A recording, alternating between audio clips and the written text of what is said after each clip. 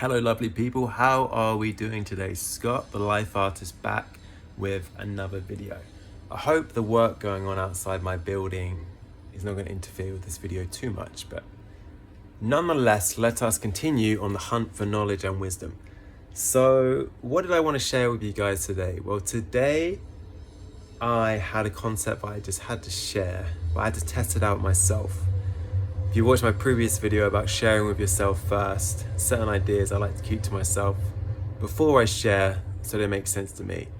And so my insight today is that maturity, or a big part of maturity, is about refining the past. And what I mean by that is, let's get comfortable. What I mean by that is that many people have a tendency to leave certain things out from their past that were good for them because they throw the baby out with the bathwater. Now, if you're not from the UK, or if you're a bit younger, you don't know what that expression means. It basically just means when you throw the baby out of the bathwater, what you're doing is you're throwing the good out with the bad. So let's say you enjoyed partying back in the day, but you drank too much. You're a bit out of control, you didn't have enough order, enough discipline, whatever.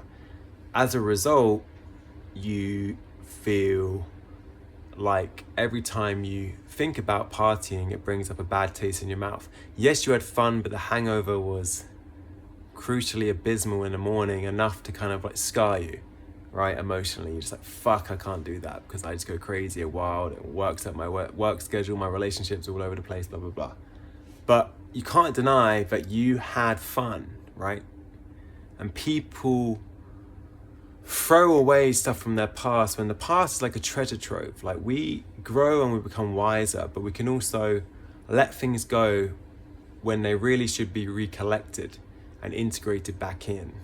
Like me, for example, I like to party now and again now. For a while, for like a decade, I wasn't doing it. And it was making me sad because I enjoyed the revelry. Like Spanish people, right? They enjoy a good drink, good dance. But the revelry of listening to the music and being around people, yada, yada, yada, can be very fun. Heck, you can even create your own revelry in your bedroom if you wish.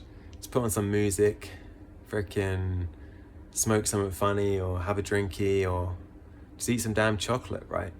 Get the party started. But what I'm saying is, because I was a bit more immature back in the day, I would go a bit too far and kind of wreck those nights. They'd be going good and I kind of wreck them. Over drink, over whatever, be overzealous, and then crash. And so I was like, fuck, I can't be dealing with that. But now I'm more mature, so now I've refined that idea of partying or revelry in a way where I don't have some bad hangover in the morning. Might feel a little bit dusty, maybe go to spa or something, but there's so much more balance in my life as a result. And that's what a big part of life is. It's about measurement, it's about volume. A little bit of this, a little bit of that to make you a salad called life.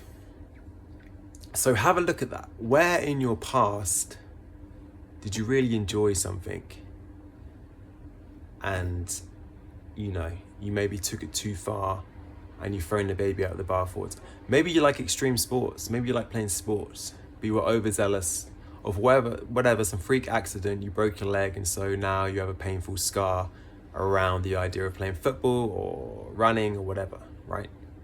But you may feel like you want to do that again and something is missing, right? And we often look to the unknown for something new to fulfill us, when a lot of the time we have disused rooms that are contained within our memories to just kind of pick up and explore again. That's why people always go, oh, being a child was like the best time of my life. Well, that shouldn't be the case. Your life should get better, really. If you think about it, if you grow mature, wiser, it makes sense. With maturity and wisdom comes more joy because you become more efficient and better at living life. So look to those memories, teenager, 20s, 30s, however old you are, child. See, what did I really enjoy there, but I've become skeptical about or cynical towards? How can I refine and purify that energy, that action, so I can bring it back into the equation? How can I do that energy again in a more mature way so I can have the best of both? Because you can have the best of both. You're still allowed to have fun at whatever age you are, and you're still allowed to be wise, right? you don't have to discount one for the other. It's not this or that, it's this and that. So maturity is about refinement, at least a part of maturity, and at least for me. So take that as you will. And yeah, I love you guys. I trust you had a good bank holiday weekend, or wherever you are, I trust you had a good weekend. And I'll speak to you soon. Maturity is refinement. Love you guys.